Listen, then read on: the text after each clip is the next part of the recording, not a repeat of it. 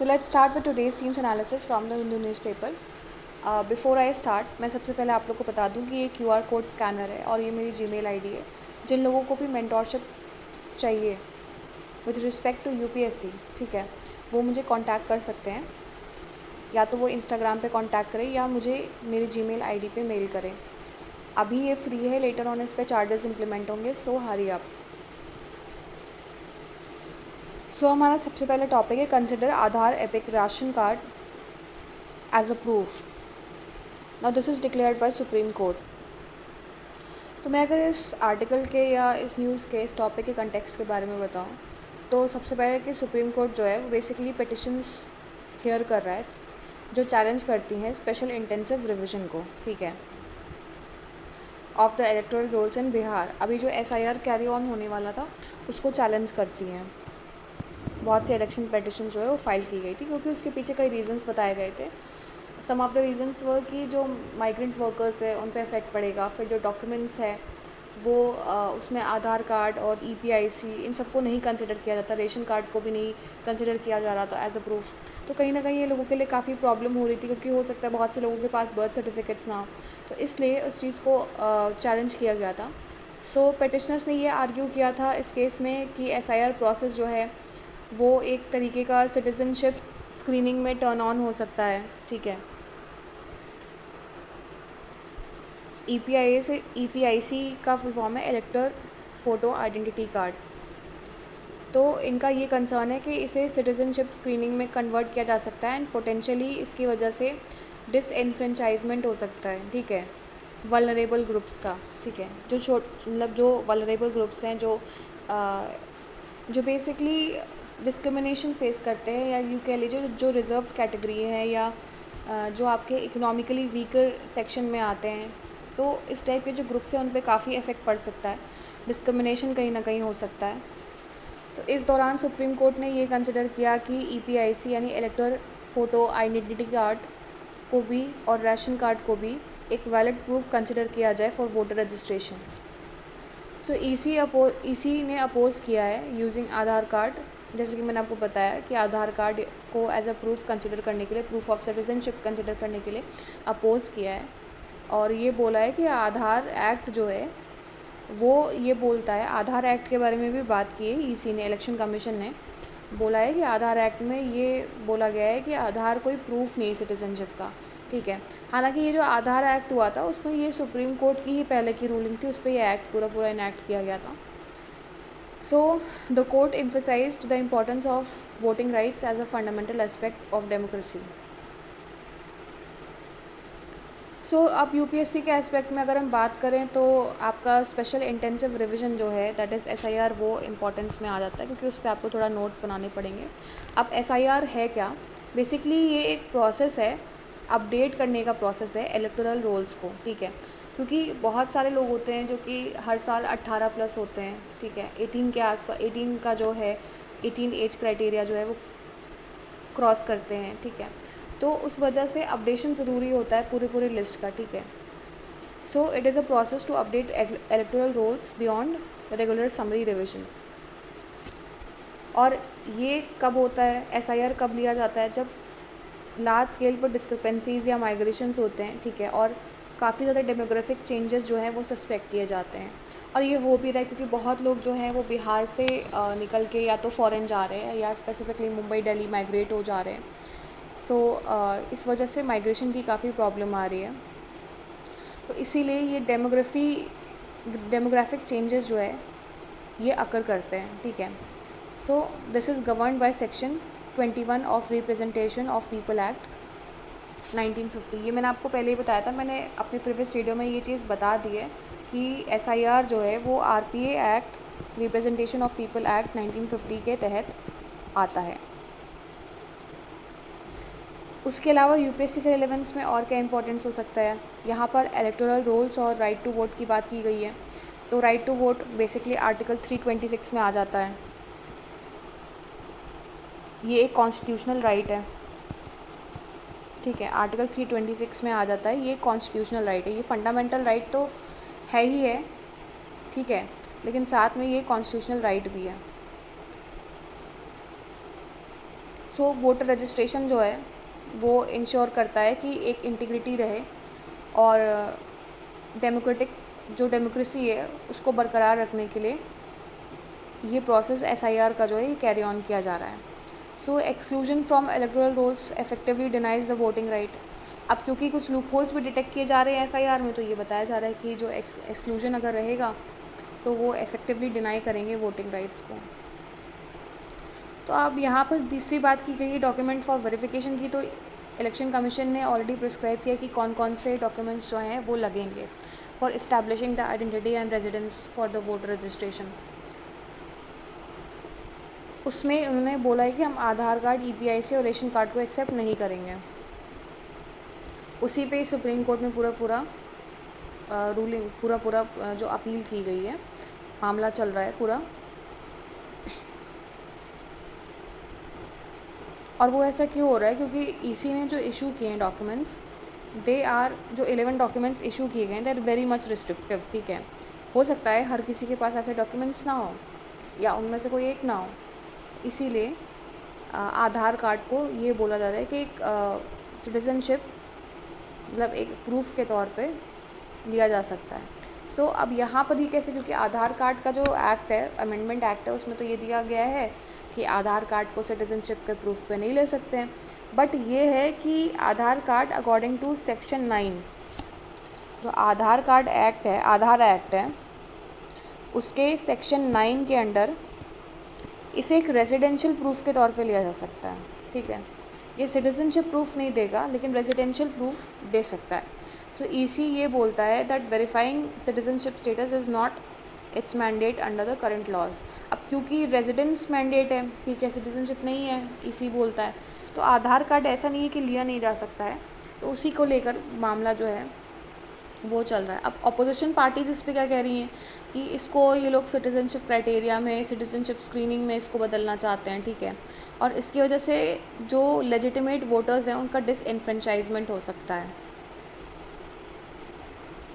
सो UPSC के हिसाब से जो प्रॉबेबल क्वेश्चंस आ सकते हैं, तो वो सबसे पहले तो ये पूछ सकता है कि जो एसआईआर है वो आपको ऑप्शंस दे देगा कि किस एक्ट के तहत आता है। आरपीए एक्ट में आता है, ठीक है, 1950 में आता है, या पार्लियामेंट का कोई इनैक्टमेंट है, लॉ सिटीजन पार्लियामेंट इनैक्टमेंट में आ जाता है, या सिटीजनशिप एक्ट में आता है। तो अगर इस तरीके से 4-5 ऑप्शन को दे दिया, या इलेक्शन कमीशन के इनैक्टमेंट में जो है ये आ जाता है, इस तरीके 4-5 ऑप्शन दे दिया, आपको नहीं पता होगा तो आप गलत मार्क कर दो। हो सकता है आप इलेक्शन कमीशन से रिलेटेड, क्योंकि ये टॉपिक है तो आप इलेक्शन कमीशन को मार्क कर दो, बट ये आरपीए एक्ट 1950 में आता है। दूसरा ये भी पूछ सकते हैं कि आधार कार्ड एक्ट जो है, आधार कार्ड एक्ट नहीं, आधार एक्ट बेसिकली वो किस चीज़ को सर्व करता है एज अ प्रूफ। ठीक है, तो it serves identity of residence as a proof. Article 326 पे आ सकता है, प्रीलिम्स में आपका आ सकता है। मेंस में क्या पूछ सकते हैं, that discuss the legal and constitutional implications of using Aadhaar as a document for voter registration in India.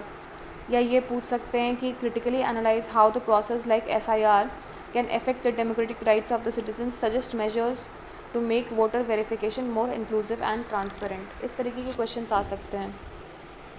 आज मेरी तबीयत नहीं ठीक है, so I may sound a bit down, so just pardon me for that. Next topic is Indian team for US again to negotiate trade deal further. तो मैं अगर इसके बेसिक कंटेक्स्ट की बात करूँ तो इंडियन ट्रेड नेगोशिएटर्स जो हैं they are visiting US again. अब पर्पस क्या है इनका कि they want to see clarity on US trade policy shifts under consideration, so address also to address the proposed 10% tariff on imports from BRICS countries. ठीक है, ये देखिए यहाँ पर लिखा हुआ है कि जो ब्रिक्स कंट्रीज़ हैं उन पे एडिशनल जो 10% टैरिफ की बात की गई है, रीसेंट अनाउंसमेंट हुआ है वॉशिंगटन में, उस पर भी बात करने के लिए ये विज़िट हो रही है। सो उसके अलावा जो कंटिन्यूड टॉक्स रहेंगी that would be for the mini trade deal जो अभी होने वाली है, इसके जिसके बारे में अनाउंसमेंट हुआ था। So there would be a mini trade deal. So a wider bilateral investment treaty, this is also the concerned topic for the discussion. अब बायलैटरल इन्वेस्टमेंट ट्रीटी क्या है, ये आपको थोड़ा सा इस पर नोट्स बना लीजिएगा. So if we talk about the key issues involve, तो सबसे पहले तो यूएस ने प्रपोज किया था 10% tariff on BRICS imports. So this is a part of as a part of protectionist measures under the previous US administration Donald Trump era, and this would affect Indian imports to US. So this poses a challenge for BRICS countries trade competitiveness. अब mini trade deal जो है उसके बारे में भी बात कर लेते कि वो है क्या. सो बेसिकली ये एक स्मॉलर क्विकर ट्रेड एग्रीमेंट है that is covering limited areas, limited sectors, and is aimed at resolving the immediate trade irritants like tariffs and market access. क्योंकि यूएस जो है ना वो एग्रीकल्चरल सेक्टर में आपका मार्केट एक्सेस चाह रहा है, और जो कि पॉसिबल नहीं है, क्योंकि स्पेसिफिकली उसमें भी वो चाह रहा है कि जीएम मॉडिफाइड क्रॉप्स जो हैं वो आपके पूरे इंडिया में, होल इंडिया में उतारे जाएं, जो कि हमारे जो क्लाइमेटिक फैक्टर्स है उसको सूट नहीं करता है.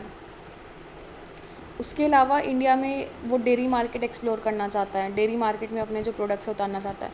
अब प्रॉब्लम क्या आ रही है दैट बोविन सीरम का ये लोग यूज़ करते हैं, और बोविन सीरम जो है वो कहीं ना कहीं हमारे रिलीजियस इश्यूज़ को जो है वो ट्रिगर करेगा. सो that is why Indian government इसे नहीं सपोर्ट कर रही है बायलैटरल. और क्योंकि कोई भी है, अगर कोई सरकार है वो किसी के, देखिए सबसे पहले तो ट्रम्प को ये चीज़ समझनी चाहिए कि आप किसी का धर्म भ्रष्ट नहीं कर सकते हो. So I think Indian government should act stringently and wisely on this. Bilateral investment treaty की भी बात हो रही है इसमें, अब bilateral investment treaty है क्या. तो बेसिकली ये जो है it seeks to protect investors and investments and ensure fair treatment for investors in both the countries. So India had terminated old BITs in 2016 to adopt a new model BIT. So in negotiations with the US aim at balancing investment protection with regulatory autonomy. अब India के लिए क्या significance है इसका, कि इसका जो economic impact पड़ेगा वो क्या पड़ेगा वो देखते हैं. तो यूएस जो है वो इंडिया का सबसे लार्जेस्ट ट्रेडिंग पार्टनर है in sectors like textile, engineering, goods, pharma, IT sector and specifically the IT sectors, they are heavily exposed to US tariff. ठीक है. उसके अलावा डिप्लोमेटिक रिलेशंस के बेसिस पे अगर हम बात करें तो क्या असर पड़ेगा. So trade tensions could strain broader strategic cooperation that is in quad. मतलब ये जो है ये प्रॉब्लम सिर्फ यहाँ ट्रेड तक ही नहीं रहेगी, ये और भी जगह स्ट्रेच हो सकती है, जैसे कि क्वाड हो गया, इंडो पैसिफिक जो आपकी ट्रीटी है या कोऑपरेशन कॉरिडोर है, उस पर भी इफ़ेक्ट पड़ सकता है, या टेक्नोलॉजी पार्टनरशिप पे भी इफ़ेक्ट पड़ सकता है. देन ब्रिक्स की सॉलिडारिटी की अगर हम बात करें तो वो भी इफ़ेक्ट हो सकती है कि targeted tariff on BRICS imports जो है could test India's balancing act between global partnership and South South cooperation. फिर पॉलिसी सर्टेनिटी की भी बात हो रही है कि यहाँ पर फ्रीक्वेंट यूएस पॉलिसी शिफ्ट जो है, बेसिकली हो क्या रहा है ना कि ट्रम्प जो है वो कभी कुछ अनाउंस कर रहा है, कभी कुछ अनाउंस कर रहा है. अब उससे काफ़ी ज़्यादा प्रॉब्लम हो रही है लोगों को. अब लोगों का क्या है कि उनको झेलना है, 3.5 साल बाकी है उसके प्रेसिडेंटशिप में. सो लोगों ने कहा कि चलो यार इसको झेल लेते हैं. अब वो क्या कर रहा है, वो बेसिकली पोक करने का काम कर रहा है. Trump is trying to poke the countries unnecessarily कि हम ये कर देंगे, वो कभी वो कुछ और कह रहा है, फिर 4 दिन बाद कुछ और कह रहा है, उसके स्टेटमेंट्स बदलते रह रहे हैं. तो इस वजह से काफ़ी ज़्यादा पॉलिसी में अनसर्टेनिटी है. ठीक है, जिसकी वजह से जो इन्वेस्टर्स हैं वो थोड़ा सा डाइवर्ज हो रहे हैं उस यूएस में इन्वेस्ट करने से, और वहाँ के भी जो हैं यूएस के भी जो इन्वेस्टर्स हैं वो इंडिया में इन्वेस्ट करने से पीछे हट रहे हैं, या they are diverging the investments. Challenges क्या है कि सबसे पहले जो यूएस की प्रोटेक्शनिस्ट पॉलिसी है वो काफ़ी ज़्यादा थ्रेट है. This is the major challenge, this is the major hurdle. And balancing domestic interest versus international obligations is also very important. Disagreement on digital trade, data localisation, agriculture, medical devices pricing, etc. Pressure on India to open markets further in sensitive sectors. Way forward की अगर हम बात करें तो सबसे पहले तो continue negotiations for targeted relief from tariffs, ये वे फॉरवर्ड हो सकता है कि नेगोशिएशंस जो है वो कंटिन्यूड रहने चाहिए। और उसके अलावा इंडिया शुड बिल्ड कंसेंसस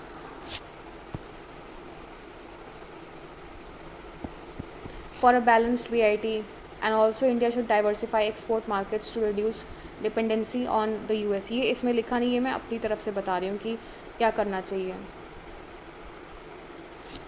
ये मैंने पहले भी बता चुका है कि ये जो मैंने अभी पॉइंट बताया कि India should diversify its export to reduce dependency on US, ये मैंने पहले भी बताया कि डाइवर्जन लाना चाहिए और कंट्रीज़ से बात करनी चाहिए, बिकॉज 3.5 साल का ही मामला है, कहीं ना कहीं इन लोगों को झेलना ही पड़ेगा। सो नेक्स्ट और क्या हो सकता है कि India should strengthen engagement through multilateral platforms like WTO, BRICS and G20। In platforms का यूज़ करके अब इंडिया जो है वो अपनी आवाज़ जो है वो बुलंद कर सकता है। सो प्रॉबेबल क्वेश्चंस कैसे आ सकते हैं? सबसे पहले तो ये पूछ सकता है कि which country is India's largest trading partner in goods and services, ये प्रीलिम्स में आ सकता है, ठीक है। मेंस में कैसे पूछ सकते हैं? That critically examine the implications of the proposed US tariffs on imports from BRICS countries for India's trade policy and its retaliation within the BRICS bloc। इस तरीके के क्वेश्चंस जो हैं वो आ सकते हैं। And what should India do to deal with such situations, ये भी आप इंक्लूड कर सकते हो इसमें। ये मेरे सेल्फ एनालाइज्ड क्वेश्चंस हैं, सो आप इसे लिख सकते हो। So next topic is Maharashtra passes public security bill, law won't be misused, CM। अब इसका बेसिक कंटेक्स्ट की अगर हम बात करें तो महाराष्ट्र असेंबली ने पास किया है Maharashtra special public security bill 2024। उसका एम है to prevent unlawful activities of left wing extremist organisations और सिमिलर ग्रुप्स। अब ये ऐसा क्यों आया है कि बेसिकली जो अभी रिसेंट में इंसिडेंसेस हुए थे थप्पड़ मारने के या लोगों को परेशान करने के, ठीक है, तो इसीलिए ये स्पेशल सिक्योरिटी बिल जो है ये पास किया गया, पब्लिक सिक्योरिटी बिल। तो महाराष्ट्र जो है वो इसके साथ एक 5th स्टेट बन जाता है after Chhattisgarh, Telangana, Andhra Pradesh and Odisha to enact such law. की प्रोविजंस की अगर हम बात करें तो सबसे पहला जो पर्पस है, to target organizations deemed to engage in the left-wing extremism or other unlawful activities, and the act also seeks to prevent safe havens for banned extremist groups। offenses and punishment क्या होंगे कि cognizable and non-bailable जो है वो offenses रहेगा under the act, and this will carry punishment for 2 years to 7 years of imprisonment for belonging to such groups। तो यानी जो भी ग्रुप्स जो बैंड हैं, ठीक है, जो एक्सट्रीमिस्ट ग्रुप जो बैंड है, अगर आप उनका पार्ट रहते हो तो आपके लिए पनिशमेंट होगी कि आप 2 साल की सज़ा, 2 से लेकर 7 साल की सज़ा हो सकती है, ठीक है, जेल में आप रह सकते हो। और इसके साथ साथ cognizable and non bailable offence भी इसे काउंट किया जाएगा। So state is empowered to seize of forfeit properties of banned organisations, act against the individuals associated with these organizations। Bill was introduced in winter session 2024, referred to Joint Select Committee for scrutiny, and the Chief Minister will assure the House the law will not be misused। ठीक है, अब इसके concerns क्या क्या कहते हैं race किया। सबसे पहले तो मिसयूज़ का ही आ जाता है कि CPI एंड जो आपकी सम ऑपोजिशन पार्टीज़ है वो फेयर कर रहे हैं कि वो ऐसा ना हो राह चलते किसी भी ऑपोजिशन पार्टी के जो एक्सट्रीमिस्ट ग्रुप्स हैं, जो एक्सट्रीमिस्ट पार्टीज़ हैं, उनको अनलॉफुल डिक्लेयर करते हैं, ठीक है। तो एक वेग डेफिनेशन है एक्सट्रीमिस्ट ऑर्गेनाइजेशन के नाम पे, इसे क्लियरली डिफ़ाइन नहीं किया गया है, इसीलिए ये एक कंसर्न पैदा कर रहे हैं। तो ये हो सकता है कि राह चलते किसी को भी मुंह उठा के, अब जैसे हेट स्पीच जो है, हेट स्पीच भी काफ़ी ज़्यादा वेगली डिफाइंड है, उसको प्रॉपर्ली डिफ़ाइन नहीं किया गया है। अब क्या होता है कि कोई कुछ भी अगर सरकार के विरुद्ध बोलता है तो उसे उठा के जेल में डाल देते हैं या उस पर चार्जेस इम्प्लीमेंट कर देते हैं। और दूसरा क्या कंसर्न्स है कि जो सिविल लिबर्टीज़ है वो इफ़ेक्ट होगा, फ्रीडम ऑफ एक्सप्रेशन इफ़ेक्ट होगा, फ्रीडम ऑफ एसोसिएशन इफ़ेक्ट होगा, and there is also risk of harassment of activist, academics और students engaging in political discourse. ठीक है, यानी उन्हें डराया धमकाया जा सकता है। सो डिमांड रखी गई है कि एक clear definition of banned organisations publish की जाए, इस एक्ट में लाई जाए, ठीक है, इनैक्ट करके, और अश्योरेंस दिया जाए that ordinary citizens will not face false accusations merely for online post और एसोसिएशंस। अब यूपीएससी में जो इसका रेलेवेंस आ जाता है इंटरनल सिक्योरिटी से आ जाता है। ये जो लेफ़्ट विंग एक्सट्रीमिज़म है ना, इस पे क्वेश्चंस कभी कभी यूपीएससी उठा के पूछ लेता है, ठीक है, with respect to the opposition parties और उनका क्या रोल है। और उसके अलावा जो स्टेट लेवल लॉज हैं अगेंस्ट टेररिज्म और अनलॉफुल एसोसिएशंस, इस पर भी यूपीएससी क्वेश्चंस पूछ सकता है। और ये एक कहीं ना कहीं टॉपिक ऑफ कंसर्न भी है with respect to fundamental rights. Article 19 में जो फ्रीडम ऑफ स्पीच है या फ्रीडम ऑफ एसोसिएशन है, वो भी इसकी वजह से अफेक्ट हो सकता है अगर ये मिसयूज़ किया जाए तो।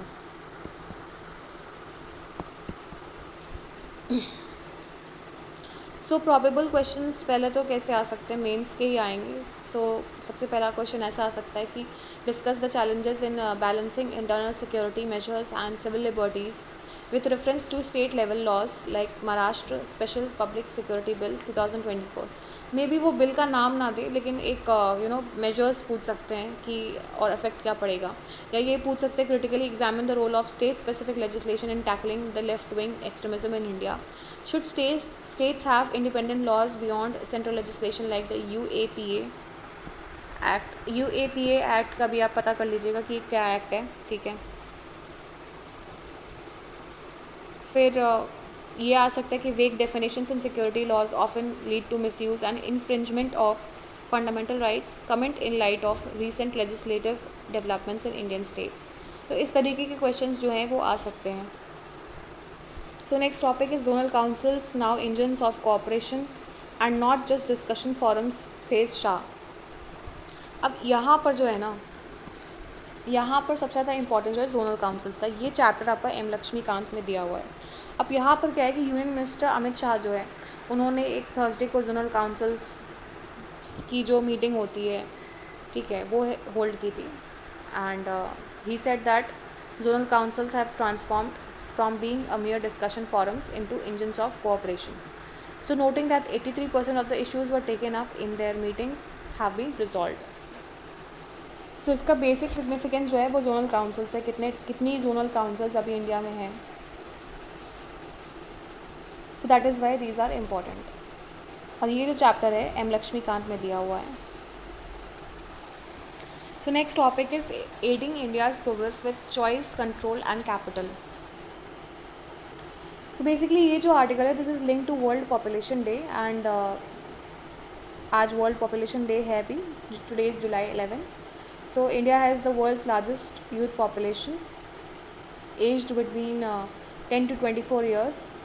बेसिकली जो डिस्कशन है that is focus on the reproductive health rights, empowerment of the youth specially women, ending child marriages, ensuring autonomy in reproductive choices, linking population issues to national progress। ये सब कहीं ना कहीं कवर हो रहा है इसमें, इन टॉपिक्स पे फोकस है।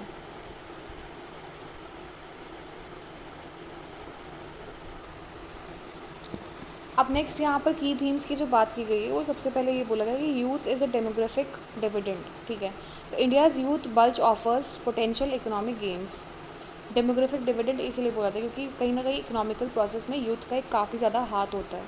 So realising this potential depends upon education and skills development, health and nutrition, reproductive rights and gender equality, economic participation. ये सब जो है डिपेंडेंस पोटेंशियल फैक्टर्स हैं, मतलब इन फैक्टर्स पे ये कहते हैं डिपेंड करता है potential for economic rebuild of the nation. Next आपका जो की थीम फोकस है वो child marriage and just a second, I am sorry actually call आने लगा था। सो बेसिकली यहाँ पर child marriage and early pregnancy की भी बात की गई है। तो the topic of concern is about the prevalence of child marriage in India that has declined but remains significant. ठीक है, basically it has dropped from 47% to 23% in around 2019 to 21. और उसके अलावा जो है वो रीजनल डिस्पैरिटीज़ अभी भी रिमेन करती हैं, that is up to around 50% in some states. Child marriage जो है that is linked to higher school dropouts for girls, early and frequent pregnancies, poor maternal and child health outcomes. So इस ये सब जो है that is linked to child marriages. Reproductive autonomy and fertility aspirations की भी बात यहाँ पर हुई है, जिसमें बोला गया है कि many young women lack reproductive autonomy, limited control over decisions about when and whom to marry, timing of the pregnancies, number of children. ये सब जो है एक जो ऑटोनॉमी वुमेन के पास होनी चाहिए, जो डिसीजन मेकिंग पावर होनी चाहिए, उसमें जो है काफ़ी जो यंग वुमेन है because of this child marriages and all, they lack this control. So UNFPA's State of World Population Report highlights that crisis of fertility aspirations, particularly among young women, is more.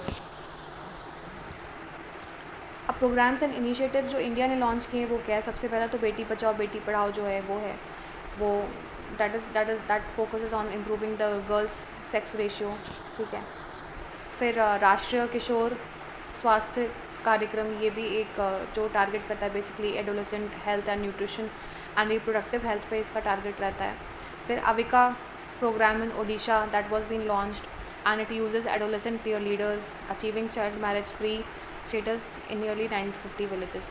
तो जो Avika programme जो है उसमें 950 villages में child marriage free जो status है 950 villages को ये चाइल्ड मैरिज फ्री स्टेटस मिल चुका है इस प्रोग्राम के तहत. So this is a very big achievement. Next जो आपका इनिशिएटिव इंडियन गवर्नमेंट की तरफ से है that is Udaan initiative in Rajasthan.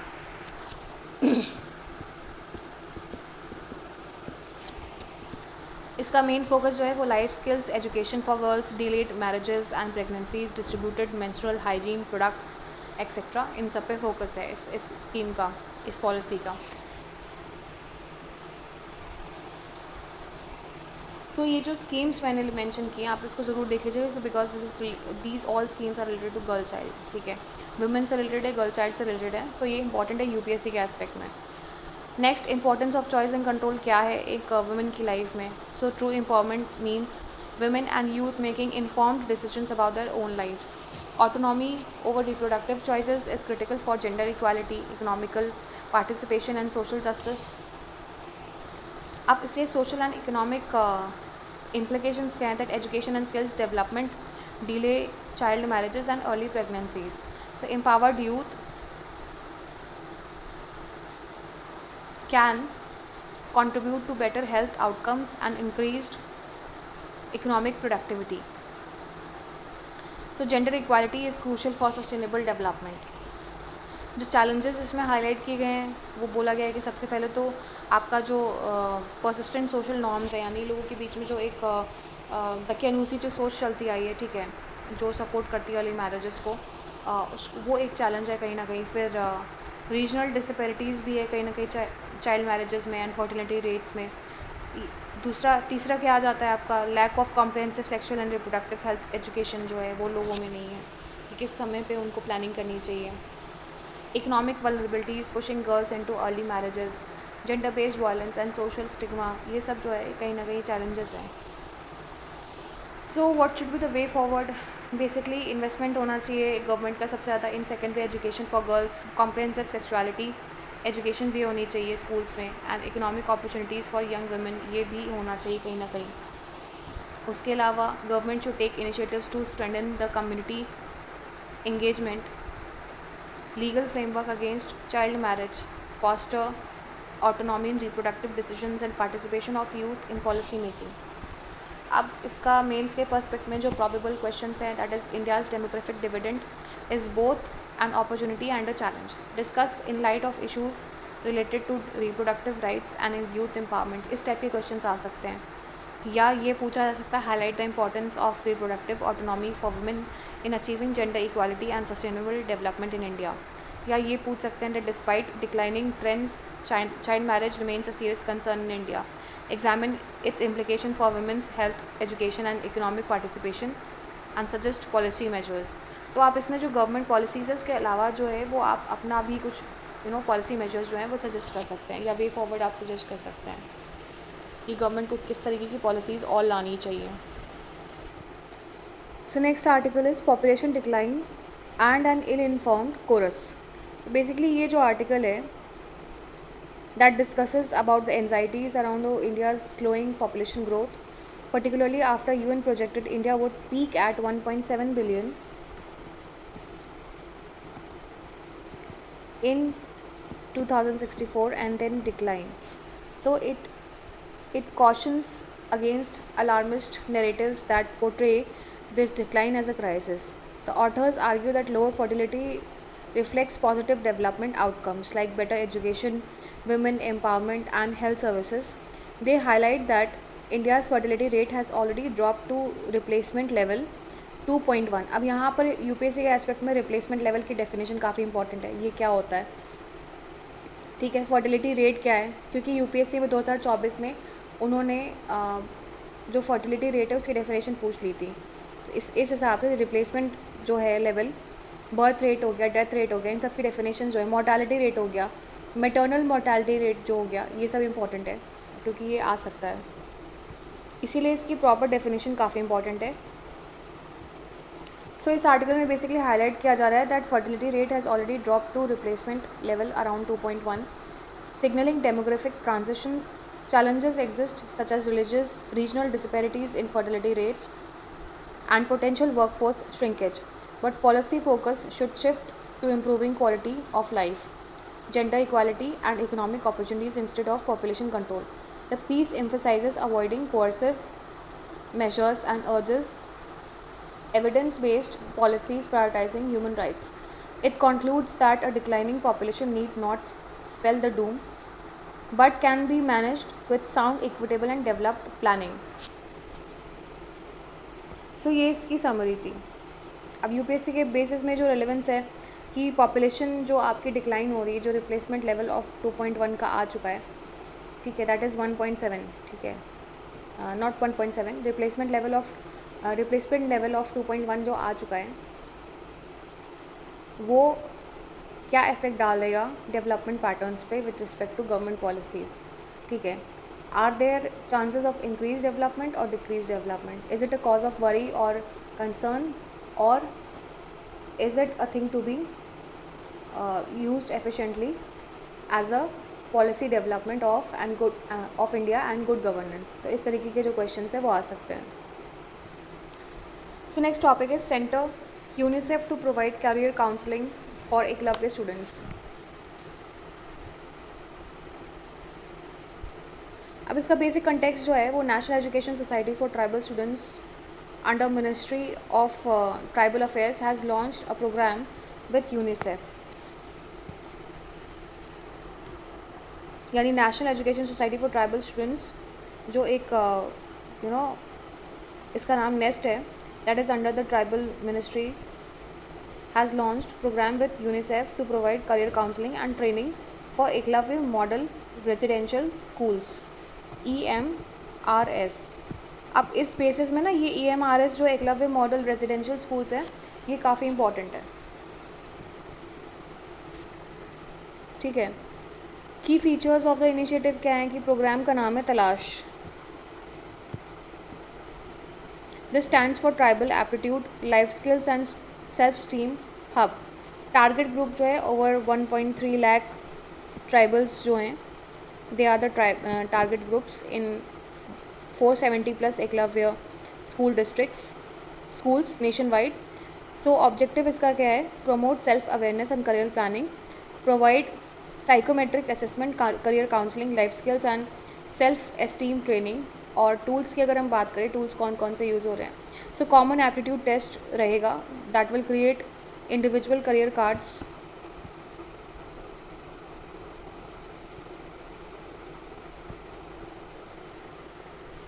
Suggesting best career options for each student. तो यानी कि कॉमन एप्टीट्यूड टेस्ट कंडक्ट किया जाएगा जिस पे एक सजेशन दिया जाएगा कि कौन सा बच्चा किस करियर प्रोग्राम में जा सकता है. अब life skills training in problem solving, communication and handling भी इंक्लूडेड है इस प्रोग्राम में। उसके अलावा monitoring and digital support, a digital portal for educators will be open to mentor and support students effectively in academic and personal journeys. There would be memorandum of understanding in which Nest will sign MOUs with the Tata Motors ex Navodaya Foundation, that is alumni of the Jawahar Navodaya schools. इसका purpose रहेगा कि to provide coaching to Eklavya students for competitive exams like IIT, JEE and NEET. तो ये एक memorandum of understanding होगा, ये एक basically agreement रहेगा, ठीक है, to provide the students IIT and NEET coaching. So basically ये एक वेलफेयर स्कीम है, तो कहीं ना कहीं ट्राइबल वेलफेयर को ये एड्रेस करता है, तो इसलिए UPSC के लिए काफ़ी इंपॉर्टेंट है। And it also enhances human capital among tribal youth, ठीक है। So this is also linked to NEP 2020 and focuses on personalized learning, digital education, and is also a part of SDG 4, that is Sustainable Development Goal 4, which focuses on quality education, और उसके अलावा SDG 10 का भी ये part है, that involves reduced inequalities।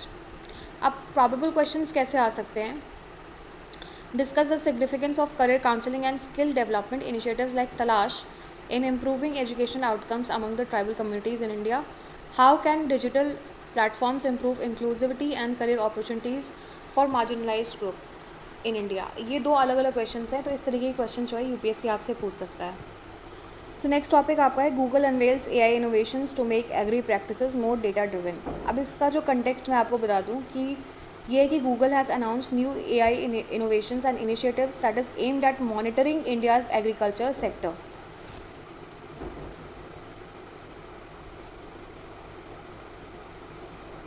और उसके अलावा it is interested in making AI models more sensitive to India's linguistic and cultural diversities। ये यहाँ पर दिया हुआ है।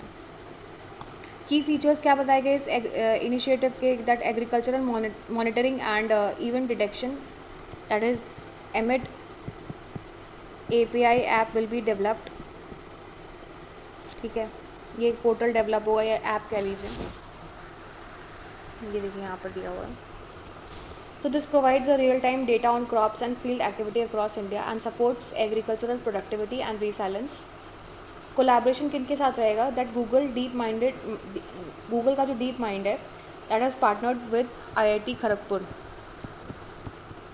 अब ये स्टेट PCS के एग्ज़ाम में आ सकता है कि IIT डीप माइंड ने जो है वो किसके साथ कंबाइन किया है, सॉरी IIT खड़गपुर ने इसके साथ पार्टनरशिप में आया है। So that is with Google DeepMind to implement this programme. कौन सा programme? AMED API for agricultural and linguistic and cultural initiatives. Significance क्या है कि AI बेस्ड सोल्यूशंस होंगे that will aim to transform broad insights into granular real time agricultural data, provide actionable solutions for better crop management, climate risk mitigation, enhancing farm resilience, promotes precision agriculture and sustainable farming practices। इनका use होगा। Foundational research क्या रहेगा? So there would be focus on developing AI models which will be deeply aware of human experiences and diverse realities, genuinely relevant across India's cultural and linguistic landscape। So ये सब इसका importance रहेगा। अब UPSC के basis में इसका जो relevance है कि AI का हम किस तरीके से एग्रीकल्चरल एस्पेक्ट में यूज़ कर सकते हैं ताकि ये कहीं ना कहीं एग्रीकल्चरल प्रोडक्टिविटी को एक बूस्ट दे सके। सो उसके अलावा ये SDG गोल जो है वो SDG 2 के साथ ये सिंक्रोनाइज होता है, दैट इज़ ज़ीरो हंगर, और SDG 13 के साथ ये सिंक्रोनाइज होता है, तो आप इस पर थोड़ा ध्यान दे लीजिएगा। प्रॉबेबल क्वेश्चंस कैसे आ सकते हैं? Discuss the role of artificial intelligence in transforming Indian agriculture and highlight the recent initiatives and challenges. उसके अलावा ये भी हो सकता है that how can AI help address climate risk in agriculture in India. तो इस तरीके के क्वेश्चंस जो हैं वो आ सकते हैं और लिंक करके ज़रूर आएगा। अब ये दूसरा जो मैंने प्रीलिम बेस्ड आपको बता ही चुका है कि ये पूछ सकता है कि IIT खड़गपुर की जो आपका प्रोग्राम है एमेट API AMED एमेट API वो किसके साथ पार्टनरशिप में है। So that is with Google deep mind partnership. ठीक है, इस तरीके के क्वेश्चंस आ सकते हैं। और ये अगर UPSC में नहीं तो PCS में तो पूछा ही जाएगा, क्योंकि ये क्वेश्चन ऐसा PCS में आ चुका है। Next topic is the real fertility crisis is one of agency, says UNFPA Asia Pacific Director। तो अब मैं इसकी बेसिकली समरी की बात करूँ, समराइज़ मैं आपको करके बता दे रही हूँ शॉर्ट में इसमें दिया क्या क्या है। दैट UNFPA जो है एशिया पैसिफिक रीजनल डायरेक्टर, उसके जो रीजनल डायरेक्टर हैं PO स्मिथ, उन्होंने हाईलाइट किया that true global fertility crisis is not about having too many और too few births but about agency people's ability, especially women's, to make voluntary informed choices about reproduction। यानी women के पास एक empowered choice हो। इसके बारे में मैंने अपने प्रीवियस स्लाइड में प्रीवियस टॉपिक में डिस्कस किया है। एक एम्पावरमेंट रहेगी डिसीजन मेकिंग की, कब चाइल्ड बर्थ करना है, कितने रखने हैं बच्चे। तो उस तरीके से कहीं ना कहीं एक एम्पावरमेंट होगा। Reacting to global alarm over declining fertility rates reported in the UNFPA's Global State of the World's Population Report, Smith explained that demographic shifts are shaped by complex factors and cannot be reduced merely to numbers. So too often media headlines and policy makers, they interpret falling fertility as a deliberate choice, overlooking deeper issues of social and gender inequality। अब over population होगा तो फिर बहुत ज़्यादा दिक्कत है, लेकिन अगर कंट्रोल पॉपुलेशन होगा तो कहीं ना कहीं गवर्नमेंट के लिए भी ये फीजिबल रहेगा to frame up the policies and implement policies efficiently. फिर अनएम्प्लॉयमेंट नहीं होगा, तो इस तरीके से चीज़ें नहीं होंगी। So Smith stresses that women are frequently blamed for low fertility while in reality many lack autonomy over their bodies, with around a quarter unable to even refuse sex। ठीक है, ये इंडिया में तो मोस्ट प्रेवलेंट है, not only in India, I think it is around the world कि बहुत से लोगों पे ये चीज़ थोप दी जाती है। और उसका एक रीज़न कहीं ना कहीं चाइल्ड मैरिजेस है। बहुत से वर्ल्ड के बहुत से जगहों पे, not only in India, world के बहुत से प्लेसेस में चाइल्ड मैरिजेस आज भी सपोर्ट की जाती हैं। और वहाँ पर ना जैसे पाकिस्तान हो गया, जो ईरान हो गया और अफ़गानिस्तान हो गया, वहाँ पर और ज़्यादा बुरी कंडीशंस हैं। So governments in some countries are imposing drastic measures to push birth rates up, undermining women's right to decide when, whether and with whom to have the children. So the real crisis therefore lies in the erosion of the reproductive rights and bodily autonomy, make it crucial to ensure that reproductive decisions remain voluntary and informed. UNFPA calls for a shift in focus from numerical targets to empowering individuals, particularly women, to exercise full agency over their reproductive health and choices। अब इसका UPSC के aspect में क्या questions आ सकते हैं कि सबसे पहले तो ये पूछ सकता है, मेंस बेस्ड ही रहेगा, कि discuss how declining fertility rates are linked to women's reproductive rights and agency rather than simply demographic concerns. दूसरा, examine the role of international organisations like UNFPA in advocating for reproductive health and rights. इस तरीके के questions आपके UPSC mains में आ सकते हैं। So that was the last topic of the day. Here I and my analysis. Thank you and have a nice day. I request you to like, subscribe and share my channel।